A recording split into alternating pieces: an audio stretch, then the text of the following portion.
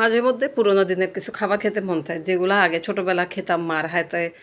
এখন আর সেরকম হয় না, একটা রান্না করলে একটা রান্না করি না। তো আজকে হঠাৎ করে মন চাইলো যে আমার এই মাছটা, চাপিলা মাছটা আমি রান্না করবো। চাপিলা মাছটা আমি বাজার থেকে নিয়ে আসছিলাম গতকালকে, তো ফ্রিজে রেখে দিয়েছিলাম। আজকে সকালে উঠে এটাকে আমি কুটে ভিজাতে দিয়ে দিছি, তারপরে এখন কুটতে বসে গেলাম। এই মাছটার সাথে যারা যারা পরিচিত আছেন তারা কমেন্টস করে জানাবেন। আমার তো খুবই পছন্দের একটা মাছ, আর এই মাছের সাথে স্মৃতি অনেক জড়িয়ে আছে ছোটোবেলায়। আমরা যে এলাকায় থাকি রাঙামাটি, সবসময় এই মাছটায় আমরা খেতাম, আমাদের কাছে খুবই ভালো লাগতো। অন্য মাছ তো খেতাম, তবে এই মাছটা একটু বেশি খেতাম, কারণ চাপিলা মাছের মজাই আলাদা। আর আমার মা নিজের হাতে একটা রেসিপি তৈরি করতো, সেটা হলো চাপিলা মাছের ভর্তা। আমার কাছে খুবই ভালো লাগতো। সেই ভর্তাটা অনেক দিন হয় খায় না, মনে হয় যে হারিয়ে গেছে। আজকে মনে পড়লো যে কোনো কিছুই মিস করব না, আজকে সেই চাপিলা মাছ দিয়েই সুন্দর আমি যে জিনিসগুলো আগে খেতাম সেগুলাই আজকে রেসিপি তৈরি করব। একটা আমি চাপিলা মাছের ভর্তা তৈরি করলাম, আর একটা চাপিলা মাছের ভুনা করলাম। এগুলোর সাথে অনেক বছর ধরে পরিচিত। এখন এখন সব হারিয়ে গেছে, শহর এলাকায় থাকতে থাকতে সে জিনিস পাই না, সে জিনিসের খাবার সেই স্বাদটা পাই না। কোনোভাবে রান্না করে বেঁচে আসি, খাচ্ছি, এরকম আর কি। তো চাপিলা মাছটাকে আমি কেটে ধুয়ে বেছে নিয়েছি। আমাদের দেশে এটাকে চাপিলা মাছ বলে, আপনাদের দেশে কী বলে একটু জানাবেন। তো মাছটাকে ভালো করে ভেজে নিচ্ছি, একদম লাল লাল করবো। আর মাছের সাইজও অনেক ছোট, এগুলো আরও বড় হয়। তো মাছটা ভাজি করে আমি এদিকে ভর্তা বসিয়ে দিলাম। চাপিলা মাছের ভর্তা করব, মরিচ, রসুন আর পেঁয়াজ দিয়ে দিলাম। আর এখানে ভাজা মাছ কিছু, সেটাও আবার দিয়ে দিলাম যাতে আর একটু ভাজা হয়, একসাথে হয়ে যায়। তো এদিকে ভর্তার জন্য বসিয়ে দিয়ে আমি আরও পেঁয়াজ কাটতে বসছি, যেহেতু আমি মাছ ভুনা করবো। পেঁয়াজ, রসুন, কাঁচামরিচ কাটতে বসে গেলাম, কারণ যে চাপিলা মাছ ভুনা করলে পেঁয়াজের পরিমাণটা একটু বাড়িয়ে দিতে হয়, দিলে একটু স্বাদ বেশি হয় আর কি। যারা অল্প দেয় দেয়, কিন্তু আমরা একটু বেশি করে খাই, আমাদের কাছে ভালো লাগে। আর আমি যেহেতু সে আমার পুরোনো দিনে ফিরে যাচ্ছি, তো আমি আমার পুরোনো দিনের মতোই সব কিছু করবো আজকে। তারপরে মনে হয় ভুলে গেছি, অনেক দিন হয় চাপিলা মাছ রান্না করি না। এই তো ভর্তা সব কিছু রেডি হয়ে গেছে।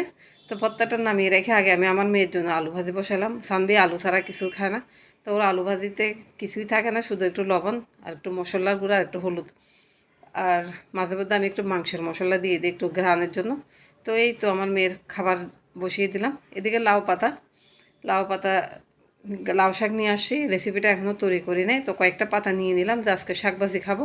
চাইছিলাম মাছ দিয়ে পাতা রান্না করব, কিন্তু দেখতেছি যে মাছের সাইজ বেশি ছোট, এটা পাতা দিয়ে ভালো লাগবে না। সে কারণে পাতাটাকে কেটে নিলাম। এটাকে আমি ভাজি করব আজকে।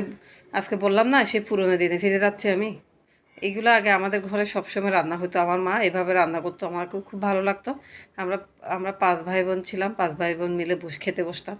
মনে হয় যে ওই খাবারের যে স্বাদটা এখন আর খুঁজে পাই না। তো এখানে আমি একটা বেগুন দিয়ে দিব শাকের সাথে, কারণ বেগুনটা আমি কেটে অর্ধেক রান্না করে ফেলছিলাম, আর অর্ধেক আছে, এই অর্ধেকটা আমি শাকের সাথে দিব। অনেকে আলু দেয়, বেগুন দেয়, সিম দেয়, যে যেটা দিতে পারে। আমি একটা বেগুন দিলাম আর কি। তবে এগুলো আমাদের পার্বত্য অঞ্চলে কেউ দেয় না, এগুলো আউট ডিস্ট্রিক্টের মধ্যে দেয়। আর আমি ওখান থেকেই শিখছি, আমি ঢাকায় ছিলাম তখন আমি এই বিভিন্ন রকমের রান্না শেখা, মানে যতটুকু পারি। তো আমার শাকভাজিটা হয়ে গেছে, দেখতে কি সুন্দর হয়েছে দেখেন। এদিকে কড়াইয়ের মধ্যে আমি আবার পেঁয়াজ, রসুন সব কিছু দিয়ে দিলাম। দিয়ে এদিকে আমি ধনে পাতাটা কেটে নিচ্ছি। ধনে পাতা আজকে ভর্তার মধ্যে বেশি দিব, আর মাছের মধ্যে বেশি দিব।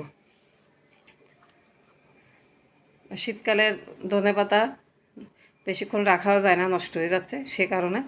এইদিকে আমার মশলাটা কষানো হয়ে গেছে, আমি এখন মাছটা এখানে দিয়ে দিলাম। আর এদিকে বসে ভর্তা বানাচ্ছিলাম, ভর্তার মধ্যে একটু ধনেপাতা দিয়ে আর বাকি কাজটুকু শেষ করে ফেললাম। ভর্তাটা খেতে যে কী মজা হয়েছে, কী আর বলবো। আমি তো কখনো শিলপাটায় বসে ভাত খাই নাই, আজকে আমি ভর্তা বাড়তে গিয়ে এখানে একটু ভাত নিয়ে আমি খাবো চিন্তা করে ফেললাম। আর এদিকে মাছটা আমার হয়ে গেছে, আমি একটু করে পানি দিয়ে দিলাম, কারণ এখানে ঝোল রাখবো, যেহেতু আমার 2টা তরকারি ভুনা। তারপরে এখানে আমি ভাত দিয়ে আমি ভর্তাটা খাচ্ছি, আসলে অনেক স্বাদ। অনেক পেজের মধ্যে অনেক আপুদেরকে দেখছি যে ওরা পাটার মধ্যে ভাত খেয়ে ফেলে, আমি কখনো খাই নাই, এই ফার্স্ট টাইম। তো এই তো ধনেপাতা দিলাম, দিয়ে আমি তরকারিটা এখন নামিয়ে ফেলবো।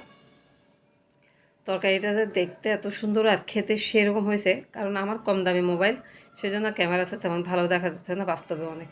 এই যে দুপুরের আয়োজন যা যা করলাম, বসে গেলাম খাওয়ার জন্য। আল্লাহ হাফেজ।